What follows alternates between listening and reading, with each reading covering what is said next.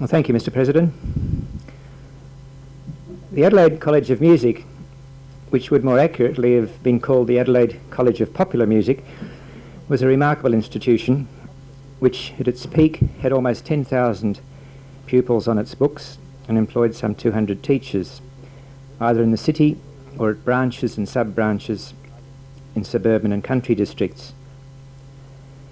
It was even more remarkable in that it was founded and long conducted by a person who'd had no musical training, Jack Ellerton Becker. But that's only one of the unusual things about Becker. In the early 1960s, he was made a Fellow of the Australian Academy of Science and given a knighthood in recognition of his gifts of £200,000 to that academy. Let me say at once that I think it's an excellent practice to reward with honours those who voluntarily give large amounts of their own time or money to good causes, because it undoubtedly encourages others to do likewise. Moreover, such honours are much better justified than the knighthoods which used to be conferred as a matter of course on senior civil servants or the heads of the armed services or all those captains of industry and mining and commerce, because in those cases people were simply being honoured for doing their job, for performing duties for which they'd been very well and in some cases extremely well paid. But some of Becker's fellow academicians experienced funny internal feelings that it would be embarrassing if the public concluded that Becker had purchased admission to their ranks, and so they invented a more imposing background for him. On the certificate of nomination for his fellowship, it was stated that he'd played a leading part in the application of scientific methods to primary industry, and that he had pioneered the investigation which led to the discovery of trace element deficiencies in the 90-mile desert of South Australia. That's arrant nonsense. But it got worse. In an article published in the Academy's Historical Records of Australian Science, it was said that Becker had been educated at Unley High School and at the University of Adelaide. Diligent searchers have found no trace of him attending either of those institutions, although Unley High's records show that his younger sister, Dorothy Mabel, spent a year there. What was Becker's background? He was born on the 4th of October 1904 at North Unley, the only son of Percy Harold Becker, a clerk, and his wife Mabel Martha, whose maiden name was Gully. Because Jack wore his patriotism so plainly on his sleeve in World War II, some people have suspected that he was of German descent, as was the Dr. Becker, whose political activities created some sensation at the same time that Becker was becoming a celebrity. But Jack Becker's ancestors had been in South Australia for several generations. His father, Percy, was born in August 1878 at Palmerston in the Northern Territory, the son of Fred Becker, a police trooper of Yam Creek, and his wife Helena nee Bryan. Fred ultimately became a prison superintendent, and at least two other Beckers have been prison officers in colonial South Australia, and Emeritus Professor Rogers thinks that Jack Becker's great-grandfather was one of these. Jack Becker was apprenticed at an early age. As I said, there's no record of him having had any secondary schooling. At an early age he was apprenticed to a jewellery manufacturing firm, S. Schlank and Company Limited, which also employed the young Marcus Oliphant at the same time. Michael Schlank was the Becker's next-door neighbour and is said to have been a close friend of Percy Becker, so there may have been a German connection. In 1921, the Schlanks sent Becker to attend Chemistry 1 lectures at the School of Mines, not at the University of Adelaide. He didn't sit for the exams, nor did he attend any practical classes. He re-enrolled for the same subject in 1922, but again shunned the laboratories and the examination halls. From his youth, Becker's acquaintances noticed that he was obsessed with money-making schemes. To capitalise on the craze for popular music and the fact that all the better cinemas and hotels employed their own orchestras in the decade before the Great Depression, he taught himself to play the banjo, buying a self-tutor, and then he bought a violin and he bought a self-tutor and taught himself to play the violin and various other band instruments. When he was 16 or 17 and still serving his jewellery apprenticeship, he opened a music studio in Adelaide's Victoria Square, where he spent his evenings and Saturday afternoons giving lessons, often just one step ahead of his pupils. Now, this part-time occupation was so profitable that at the age of 21, when he'd finished his apprenticeship, he was able to travel to the United States, where he spent a year working at the Conn Musical Instrument Factory in Indiana. He then returned to Adelaide, became a salesman in Allen's Limited's music shop, and reopened his own studio as a part-time venture. With his employer's encouragement, he promoted the formation of fife bands in 53 metropolitan schools, selling them instruments made to his own design. The English music firm Boosie and Hawkes rewarded him, not Allen's, his employer, with the South Australian Agency for their products, sheet music as well as instruments. In 1828 he formed the Adelaide Drum and Fife Band, comprising the best of the schoolboy players, to give public performances. In November 1828, at the fashionable St Augustine's Church of England in Unley, he married a fellow Allen's employee, Gladys Sarah Duggan. She was a Tasmanian, and a rather romantic background was invented for her later on too, if you read the Women's Weekly. But she was of working class parentage. We knew the Duggans in Tasmania. In 1830, he made his first venture into pastoralism, forming with two others the Leabrook Pastoral Company, which conducted a Dorset horn stud at Lower Light, north of Adelaide. Livestock was cheap because of the Depression, and Becker hoped for good profits when the economy recovered. In 1934, he bought another property at Aldgate in the Adelaide Hills and had a Jersey stud there. Meanwhile, in 1932, he quit Allen's to devote more of his energies to his own studio, which in that year he named the Adelaide College of Music. He soon increased the public engagements of his Adelaide Drum and Fife Band, mounting a series of week-long seasons at Adelaide's largest theatres and giving radio broadcasts. On the table over there, Mr. Samuel Senior has got a photograph that he's brought along showing the that drum and fife band as it was about 1932 and 1933.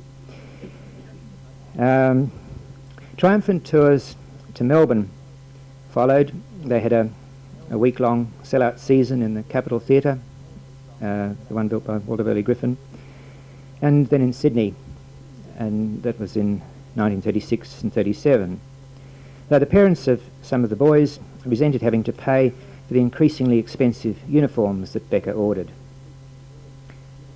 Mr. Wesley Hisco, who was a neighbour of mine for 18 years, maintains that his father refused to let him go to Sydney with the band in 1937 because he saw that these touring ventures were simply money-making exercises for the exclusive benefit of Becker, who was preying upon poor wage earners' hopes for their children's betterment and advancement in life. Mr. Hisco thinks his father was right. Meanwhile, the Adelaide College grew steadily, and Becker engaged as part-time teachers, soloists from leading dance bands and the Adelaide Symphony Orchestra. He put special emphasis on the banjo, or rather the banjo mandolin, because the instruments, being relatively cheap, were affordable by people of modest means. Now, four things had put a large number of professional musicians out of work in the 1930s. These were the advent of talking movies, which meant that the cinemas didn't want their own little orchestras and bands anymore, the development of radio broadcasting, improvements to the gramophone, improvements to the quality of gramophone records, and the Depression itself. Many people who remember those days can recall that on at least every street corner there was an unemployed violinist or cellist or oboist or somebody from one of the orchestras playing with a hat beside them, begging for money. As a class, they were probably the worst affected in the whole community. Well, this meant that Becker could no longer offer financial rewards to anyone who mastered a musical instrument. He now appealed to other sentiments.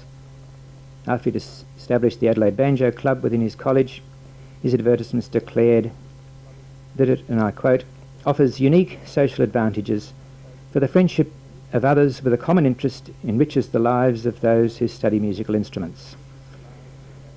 Music, he continued, brings harmony to the home and provides a hobby for the young people which keeps a healthy mentality at a time when right associations are most important.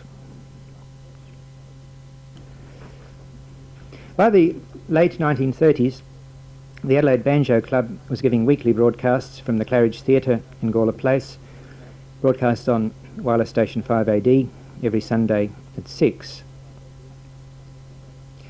By 1940, the club had nearly 400 members and occupied some 6,000 square feet. That's about 550 square metres of floor space in Cowell's building in Victoria Square. And that's where this photo was taken.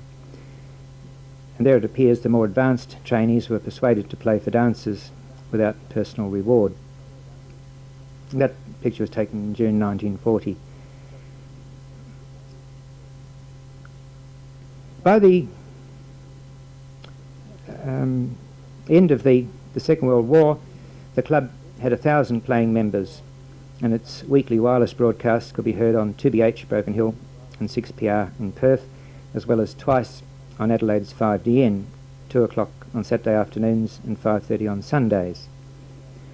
It also had branch banjo clubs operating at Port Adelaide, Victor Harbour, Broken Hill, Berry, Renmark, Loxton, Barmera, Anguston, Tanunda, Nuriutpa, Gawler and Port Pirie. By the late 1930s, Becker had moved most of the Adelaide College of Music into the Allens building in Rundle Street.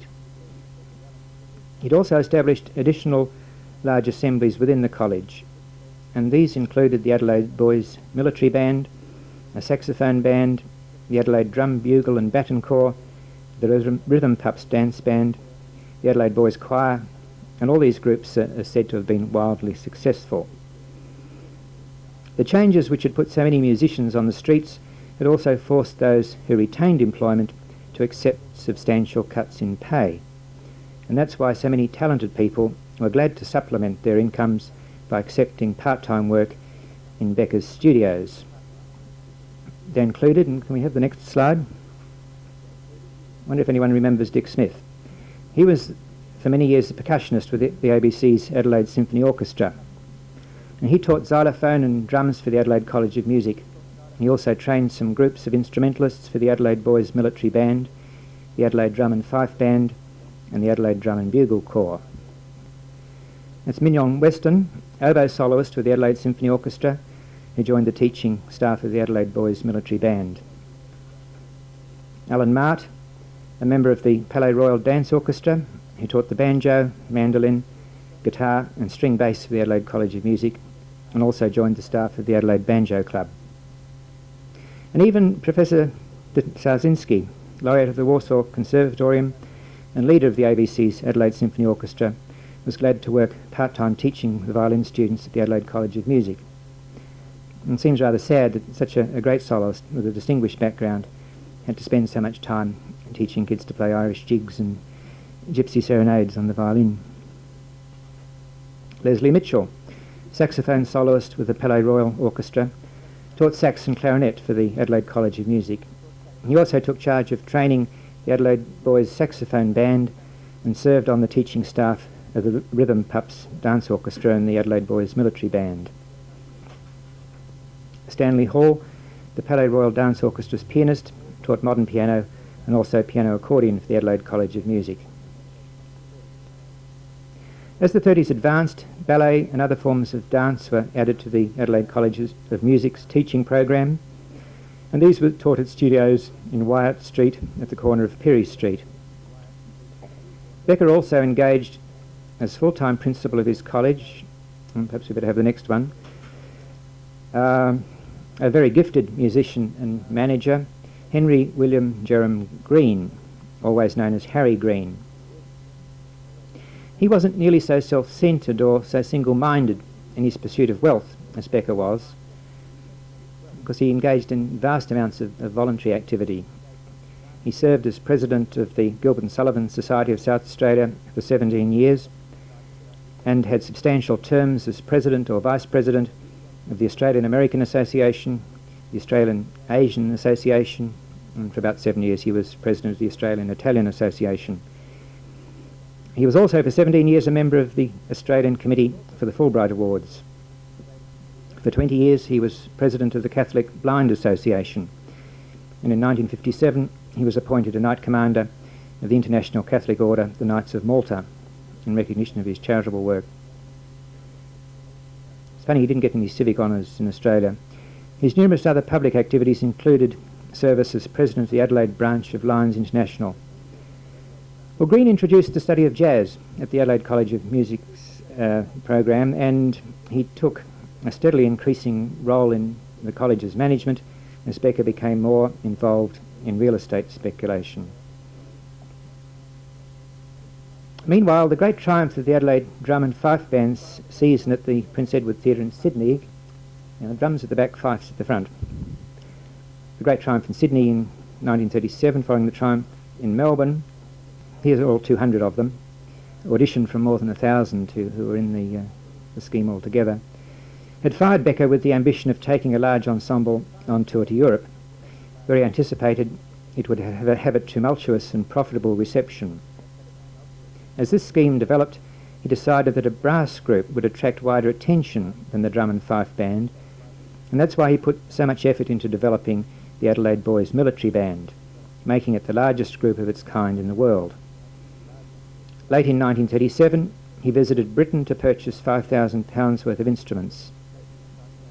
Remember that the cost of a house of fair average quality at that time was about £500, so he spent the equivalent of the cost of 10 houses on instruments for that band. And while in Britain, he sought to smooth the way for a successful tour by making flattering approaches to Major George Miller, the musical director of the Band of the Grenadier Guards, and to Colonel Adkins, Director of Music at the Royal Military School of Music, Kneller Hall, London. Well, Becker sought their advice about training methods and rehearsal techniques and programming, and he persuaded Colonel Adkins to consent to become patron of the Adelaide Boys Military Band. He was also captivated by the Colonel's dress uniform and ordered an almost identical one for himself. Identical in every respect save that Becker used a scarlet instead of a gold and scarlet sash or cummerbund and tassels. The gathering storm, which culminated in Britain and France declaring war on Germany, was a bitter disappointment to Becker, and it put paid to his plans for a European concert tour. Avowedly to raise money for charity, but also to further publicise his college, in 1939 he established the Music League of South Australia and designated himself its director.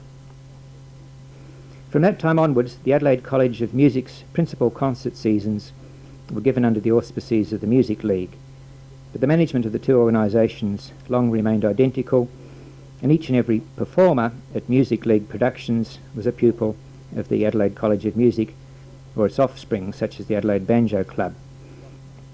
The only difference was that all the profits of the Adelaide College of Music and its clubs went to Becker. Any profits of the Music League's concerts went to charity. For many years, the Music League of South Australia mounted an annual extravaganza with about 1,000 players called On Parade. The first production, staged in Adelaide's Theatre Royal in December 1939, set the pattern for its early years. And as much as seats for all 9 performances were sold out in advance, and after Becker had claimed most of the proceeds for expenses, there was a modest surplus which was used to buy some cots for the Adelaide Children's Hospital.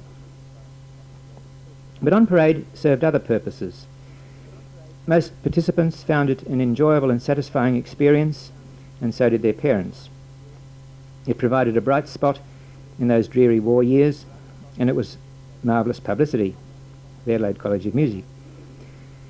The ostensibly charitable nature of the enterprise predisposed the press to report its various phases in flattering terms, and within a few months of the first production, enrolments at the Adelaide College of Music had doubled.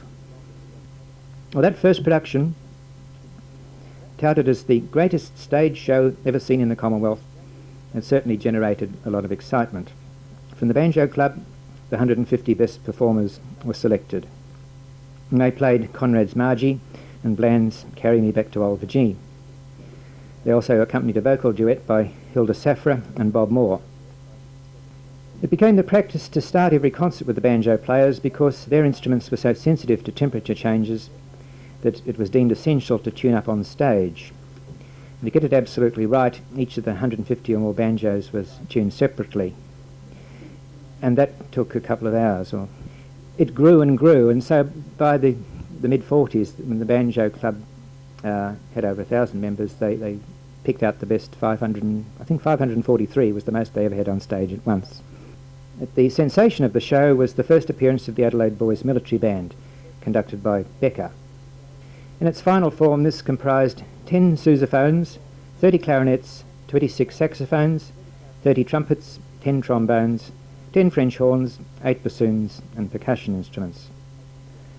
And its programme at that first concert included a performance of Finlandia by Sibelius, which got a rave review in the Advertiser by Mr. H. Brewster Jones. That's about it, I think. The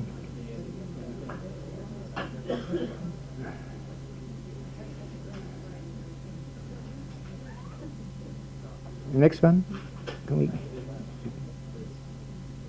Right. Thank you.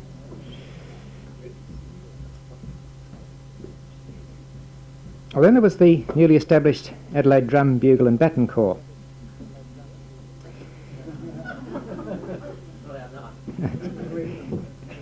Becker had revisited America in 1937 in the course of his world tour and discovered that baton twirling had become immensely popular there. So he imported silver-plated spinning batons, as they were called, cavalry trumpets and white pearl snare and tenor and bass drums. They performed a bracket which included inevitably Sousa's Semper Fidelis. Next, please. Well, the program boasted, quite oblivious of any notion of sexism, that the Music League's saxophone band was composed entirely of boys. I think I would have walked out when all those saxophones appeared on stage. But they played Suppé's Poet and Peasant Overture, Schubert's Serenade, and more suitably Barnaby's Sweet and Low, and Tika's Old Comrades. Yes, next.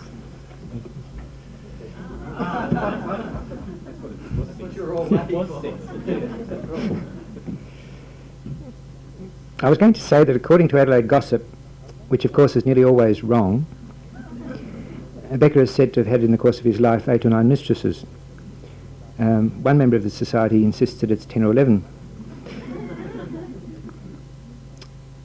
Professor Rogers rejects this most vehemently and is against it in his article in the Historical Records of Australian Science.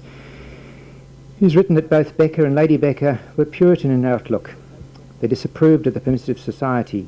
Pornography and dirty story talk revolted Becker. Well, if that was how he impressed the members of the Adelaide Academy of Science, the Australian Academy of Science, it's clear that Becker at least liked his bit of cheesecake. And it was a highlight of each of his on-parade productions. Here we have Trixie Wilson, the Adelaide College of Music's ballet mistress, rehearsing her charges for Kentucky's Way of Saying Good Morning from the 1939 show. Why did I never get to Kentucky?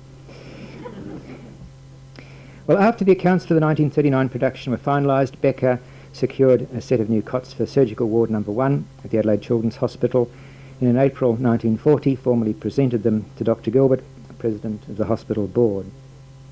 A brass tablet unveiled on the wall at the same time commemorates the gift and honours J.E. Becker as the Director of the Music League of South Australia. Before you feel too critical about that as a sort of modest result, it's perhaps worth remembering that during the Second World War, Lady Bonython and some of her friends brought Noel Coward out to Australia to give a tour of all cities singing his songs and doing monologues to raise money for Red Cross. And Coward travelled first class and stayed at the best hotels and indulged in all his favourite luxuries and vices, which all went on his expense account. And when he got back to London at the end of touring all state capitals, and of course he'd had packed audiences everywhere, because apart from the fact of those who liked hearing him sing and and so on, people thought it was a good thing to support Red Cross. When all the bills were paid and the accounts were rendered, do you remember how much was raised for Red Cross as a result of that Australia tour? £5. So Becker at least was better than that. Craving acceptance by Adelaide's establishment as well as riches, in June 1940, Becker constituted an advisory board of the Music League at a meeting convened in the Claridge Theatre. He'd resolved that for the duration of the war, any future proceeds from on-parade productions should go to some patriotic fund, and this decision prompted Andrew Young, who was chairman of the YMCA Military Services Appeal, to accept office as chairman of the Music League's advisory board. Becker must have been capable of exuding great charm when it suited him, and Young doubtless helped him to persuade quite an impressive array of prominent people to join the new board. They included the widow of Sir Rupert Clarke, the second baronet of Rupertswood, the Countess of Bective, whose husband was then serving as ADC to the Governor of South Australia, Constance Jean, Lady Benithan, Sir Edward Lucas from the Navy League, plus the presidents of the Red Cross Society, Fred Bruce, President of Legacy, W.H. Shepherd, President of the Cheer Up Society, Dudley Matthews, and the Soldiers' Comforts Fund, Mary Fowler.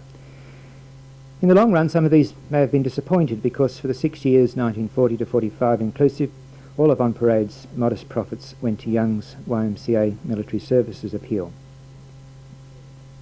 Also in 1940, Becker purchased at Mount Lofty a property named Loftier Park, where he established a chalet, sports park and theatre. His concept was that it would be a place where his pupils could, for appropriate fees, attend more intensive residential courses and in between work sessions enjoy what he described as happy holiday enticements, namely horse riding, swimming, tennis, community singing and gigantic bonfires. The records of this venture suggest that it, at least I think so, had something of the flavour of some of Hitler's youth movements, but that's open to debate.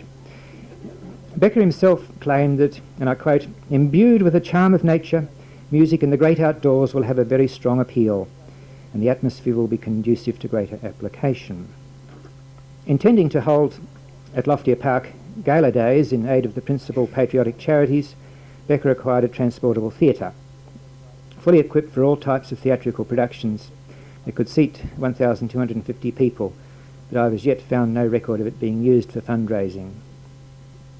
Presumably under the growing influence of Harry Green, the next On Parade production, given 9 times in the Tivoli Theatre, now Her Majesty's, in early August 1940, was more theatrical in its staging, and it incorporated some dramatic backdrops. This time the Drum and Bugle Corps appeared in sailor suits and offered a nautical medley dubbed HMS Harmony. Likewise, the college's Adelaide Boys Choir appeared in surplices before an imitation stained glass window to offer cathedral echoes, which included those old faithfuls, the Holy City and Lead Kindly Light. Then the members of the Banjo Club, the On Parade Ballet and Chorus came together for a rendition of a Studiantina, the Blue Danube Waltz, La Composita and the Gypsy Love Song. Do you remember a Studiantina? I think it used to be at every concert I was at as a child. Well, Becker's involvement in the Adelaide College of Music and all the associated organisations that he'd created declined very rapidly in 1941. Years later, he explained this to Women's Weekly reporters who were preparing flattering spreads on his mansions at Springfield and in Bermuda. Explained it in terms of a nervous breakdown arising from anguish at the loss of many of his boys, that is his former pupils, in the Battle of Britain and other theatres of war. Other sources, however, suggest that his loss of interest was more a consequence of the stresses arising from his growing real estate dealings. In addition, it's clear that he was embittered by the frustration of his plans for a grand European tour with his boys' military band. It was also the time he cast his only child, a daughter, out of the house and severed relations with her. But perhaps he was also realising that while the college had brought him wealth, it could never yield great wealth. Initially, he promoted Harry Green to be the college's principal, but retained the directorship. In 1942, Becker sold out completely to Green, who borrowed a great deal of money to do it, and never again, until his death 27 years later, did Becker evince any interest in music. Under Harry Green, the college grew mightily. Mr. Samuels also brought along a large picture from that 1940 concert showing the Adelaide Boys Military Band in costume. You can have a look at that afterwards. Under Harry Green, as I said, it grew very rapidly. The 1962 prospectus boasted 9,947 enrolled students. And that seems to have been the peak. Thereafter, television and various diversions, such as membership of sporting clubs, made accessible by the growing number of parents who owned motor cars, especially the growing number of mothers who drove motor cars, undermined the willingness of many young people to submit to regular music practice routines. The sums the on-parade productions raised for charity grew steadily, but at first slowly, and that was because the Curtin Labor government in Canberra levied a substantial entertainment tax. And as a result, although £2,000 was raised for the YMCA's military services appeal in the last years of the war, Green and the Music League had to hand over an even larger sum than that to the Commonwealth Treasury in those years. From 1946, the Children's Hospital once again became the beneficiary of all on-parade productions. While the Adelaide College of Music was still in its growth phase, Green further diversified its offerings. That's Carol Raeck, if that's the way you pronounce it, R-A-E-C-K. She was the chief teacher and demonstrator in what was called rhythm piano, which I gather was a kind of vamping, using chords to accompany a melody. And she was also for the Adelaide College of Music, and she was also musical director of what was the Rhythm Piano Club. Following Becker's model, Green also established a new club for each new instrumental group. And Carroll's new rhythm method, it was introduced in 1944 at the Adelaide College of Music, was so popular that by the end of the year 7 teachers were working full-time teaching this new in the rhythm piano studios at the college throughout the week. Over 500 names were on the club's roll by 1945. It was 12 months after it was started. And the college's advertising claimed that country students are now successfully studying the new rhythm piano method by means of music by mail courses provided by the Adelaide College of Music. And Piano Rhythm Club broadcasts were heard from 5DN every Saturday afternoon at 1:30. In 1945 they formed a rhythm violin club, God forbid, with Mr. Laurie Jones as chief study teacher. Meanwhile, they'd also set up the Adelaide Piano Club. That's Monica O'Reilly, about whom perhaps less said the better. Oh, no, I'm sorry, I should take that back. One could tell a great many stories about Monica O'Reilly. A few years later, she went off to Hobart and became full-time piano teacher at my school. And so that's, I can tell you many stories about her, but it's not really relevant to this. Except one thing I can't help telling you, and that is that she used to swathe herself in gallons of cheap perfume, which as an 11-year-old I found most obnoxious. And her studio was next to the Borders Infirmary, and I was firmly convinced at that age that if any sick child went into there because of the noxious vapours from Miss O'Reilly, they'd never emerge alive. Anyway, next please.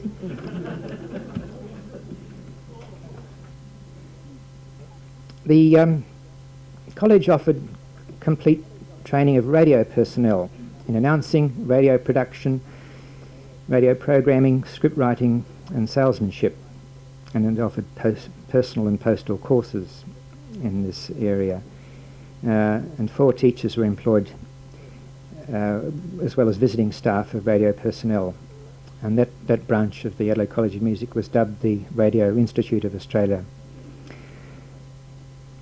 In 1946, Green announced the formation of another new unit, the Adelaide Children's Conservatorium, subsequently renamed the Adelaide Conservatorium of Music, in opposition to the older conservatorium. And that was part of the Adelaide College of Music as well. Here we have the Adelaide College of Music Guitar Club, which grew through the war years, and seems to have been very successful. There were branches of the guitar club all over the place too, at Port Adelaide, Victor Harbour, Broken Hill, Berry, Renmark, Loxton, Barmera, Angaston, Tanunda and Uriutpa. Well, that's what was called at first the Adelaide Children's Conservatorium Choir, formed in 1946. It combined the girls and boys choirs of the early years. Through the 30s, there'd always been at least 300 in the Adelaide Boys Choir. They'd always had a struggle to get 100 in the girls' choir, and it continued that way through the 30s and the 40s. In 1946, when they put them together, the boys quit amazingly. And by 1948, the girls outnumbered the boys 3-1, whereas it had been the other way around beforehand. I won't say any more about that. And then in about 48, the guitar club was reformed by Ron Hall using Hawaiian-style electric steel guitars. And this photo is dates from 1948, and they put a ceiling, I think, of about 200 on the membership of that group. A special feature of On Parade in 1950 was an appearance of that remarkable instrumental ensemble Bruce Gray's Jazzmen, recognised as one of the finest units of its kind in Australia. Unfortunately, I couldn't find a picture of this, but it was led by 4 graduates of the Adelaide College of Music. The personnel was the leader, Bruce Gray, who played clarinet and saxophone, Lou Fisher, who played the trumpet, Bill Monroe, a trumpeter, Bob Wright, who played the trombone, John Malpass, the banjo and guitar, Max Dixon, who played bass, and Kim Benython on the drums, Dave Eggleton, piano. When Kim Benython came back from the United States in 1950, after having been away a long time, he said that Bruce Gray was better than any clarinet player he'd heard overseas. In the On Parade program of 1950, this new Southern jazz group played the Harry Lime theme and I'm in the Mood for Love and High Society. And after interval, they turned what they themselves called hillbilly, playing Columbus Stockade Blues, Grey-Headed Old Jockey and Big Chief Battle Axe. Another group was the Adelaide College of Music Piano Accordion Club. Its membership was limited to £100. Piano accordions in those days cost from £27 upwards, but special discounts were available for students at the Adelaide College. One of the most enthusiastic members of the audience at the original 1939 On Parade production was Sir Lyle McEwen, and over the next 36 years he attended virtually every performance, except for a few he missed when he was serving with the 2nd AIF in the Second World War. There he is in the mid-60s with one of the Fife players. Oh, Jerry Wilder in the centre, a TV and recording personality in Sydney, who about 1964 won a 5-year contract with a CBS recording company, was another of those who studied at the Adelaide College of Music in the banjo mandolin classes and then studied guitar and then composition and wrote calypsos and so on. As I said, the numbers declined with the age of television and so on, and the On Parade productions became more infrequent. The last ones were in 1968, when On Parade was actually part of the Adelaide Festival program. In 1969, they were reduced to going to the Scott Theatre at Adelaide Teachers College, and the last 3 were in 1972 at the Royalty Theatre, and in 1973 and 75 back at the Scott Theatre. The tickets sold at On Parade Productions totalled 265,000, and it was estimated that over 28,000 children had taken part at one time or another in On Parade productions. Old On Paraders include Kevin Miller, who became a leading tenor at Sadler's Wells Opera in London, Lance Ingram, who was leading tenor with the Paris Opera, where he used an assumed name, Max Hillier, who was one of the principals at the Shakespeare Memorial Theatre at Stratford-on-Avon, Errol Buddle, a sax player with the Australian Jazz Quartet in the United States, an Adelaide person who had a great impact on the development of American jazz, curiously enough. Bob Moore and D.C. Moore and Bobby Lim, the TV personalities. Davy Wright, who got a PhD and then worked with the Sydney Symphony Orchestra. Bruce Gray, I've mentioned, the South Australian jazz leader. Mike O'Malley, the country and western recording artist, were all pupils of the Adelaide College of Music. What about Becker himself? Well, one could really give about another 3 or 4 lectures about Becker because so many aspects of his life were complex. To put it very briefly, when he sold the Adelaide College as a going concern in 1942, that gave him his first fortune. His initial diversifications into pastoralism had been unsuccessful, and wartime controls limited his profits when he was reselling 24 blocks he'd bought at Torrens Park at Adelaide in 1941. Therefore, thereafter, he speculated primarily in rural land, which was ripe for either closer settlement or else suburban subdivision. He learnt of the dramatic results of the Council for Scientific and Industrial Research's David Reisman and his work on soil mineral deficiencies at Robe, and Reisman's findings there were published in 1941. He'd seen the advertiser reports of Dr. Hedley Marston's work on the soils in that region, and there was another scientist called Crocker who was also making important discoveries down there. And Becker had also seen reports that Tom Playford was very keen to see closer settlement in the upper southeast, in the area around about Keith, in what was known as the 90-mile desert.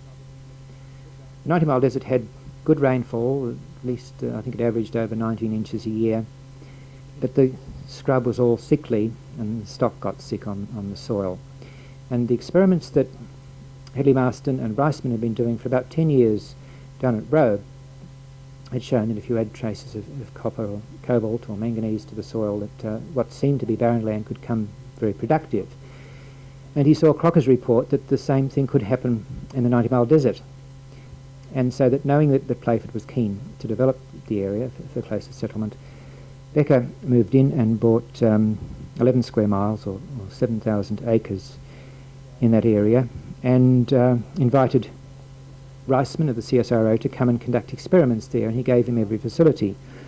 And Reisman soon found that the addition of traces of copper and zinc had dramatic effects, and Becker sold out for 40 times his purchase price. The Commonwealth Commission of Taxation demanded a cut, but the High Court held that the land had not been bought for profit-making by resale. And having got away with that once, he proceeded to get away with it again and again and again. Still more profitable speculations followed in and around Adelaide, with Becker's lawyer, Pickering QC, and an accountant called Hazeldine devising ever more complex tax avoidance schemes. His most sensational coup was facilitated by Premier Playford's tardiness in giving the Housing Trust of South Australia adequate funds to buy all the land it needed for the satellite city of Elizabeth. Playford announced the development of Elizabeth in 1950, but he was rather slow in giving the Housing Trust the money to buy the land it needed. Becker saw an opportunity and moved in, and over a period of 3 years started buying acres by the thousand as well in the same area along the main North Road. And within 2 weeks of Becker completing his purchase for £149,000, the Housing Trust was knocking on his door because Playford had at last given the money to begin acquiring it. 2 weeks from the time he finished the purchase. And the land that he haggled, of course. And by the time he eventually sold, the land for which he'd paid $149,000, he sold to them for $853,000. Despite admitting that he'd known the land was expected to become urban, he again persuaded the High Court his purchase had been for pastoral purposes, not for resale at a profit. And so the Tax Commissioner's demand for £350,000 income tax was dismissed with costs. All the lawyers who were involved in these cases, and there are lots of them, are now either Supreme Court judges or Federal Court judges or presiding at the various corruption commissions around the country. Western Australia and Sydney, Queensland, you had named the lot. They've done very nicely. I can't name names, unfortunately, but they tell some remarkable stories. He did the same thing. He bought the land where Salisbury East is. He bought the land where Angle Vale is. He bought the land between Flinders University and the sea, along the Hills Face Zone, and where the Housing Trust Stowe Gardens subdivision is. Some people say they're sure he must have had a mole in the Premier's department, because whenever the Housing Trust was going to move, he hopped in first and bought it, and then named his own price. In 1960-61, when the Australian Academy of Science was financially in dire straits, with debts of £95,000, its president, Sir John Eccles, secured Prime Minister Menzies' agreement to recommend Becker for a knighthood if he came to the rescue. After long negotiations, Becker contracted to give £200,000 over 10 years. Well, that settled the Academy's debts and created an invaluable endowment fund. And because Becker and his wife had severed connection with their only child, because she had, against their wishes, married a stoker in the Navy, their social ambitions rose as their wealth grew. They also undertook to make the Academy their principal and residuary legatee. So Becker was immediately appointed a Fellow of the Academy, and in the New Year's Honours list of 1962 he was made a Knight Bachelor. In the Academy's conference hall in Canberra, the big dome building with the copper roof was named Becker Hall. The CSIRO's scientists and Sir Mark Oliphant were appalled at this, and Hedley Marston said that it was all a travesty of justice and damned lies, that in the citation for his election they said that Becker had pioneered the work on trace element deficiencies. But that was the way of the world. Reisman, who did all the work, got a Doctor of Science and 3 published papers. Becker got Fellowship of the Academy and a knighthood. And the other thing is that when Reisman had been doing his earlier work with Marston down at Robe, the other thing that Becker knew about it was that the bloke on his land had conducted the experiments and got an MBE as a reward. So he had his eye to the main chance. But Eccles had brooked no opposition. He said that he'd promised this man a Fellowship of the Academy and a knighthood before he made the donation, and that Eccles, would resign and make a terrific fuss if Oliphant and Marston and others continued their opposition. There was also a lot of chaff about Becker's honours having been obtained on the hire purchase system, because, you see, he'd promised to give the 200,000 over 10 years. In fact, it was 21 years before the final payment was made, and so Witts asked if Becker's honours could be repossessed because he was so often in arrears with his instalments. And in 1971, the Beckers retired to Bermuda, where a tax haven, of course, where he died on the 9th of May 1979. His daughter, an impoverished invalid pensioner, received nothing. Last report, she was living in a caravan at Port Kembla. His widow lingered in ill health until 1985. And since then, the Academy has received further millions from the Beckers' estate, including more than $3 million last year alone. A perfectionist and a great hater, obsessional in his quest for wealth, status, objet d'art and luxurious living, Becker had few friends. His one generous action, giving the money to the Academy of Science, was manifestly a tax-deductible purchase of privilege.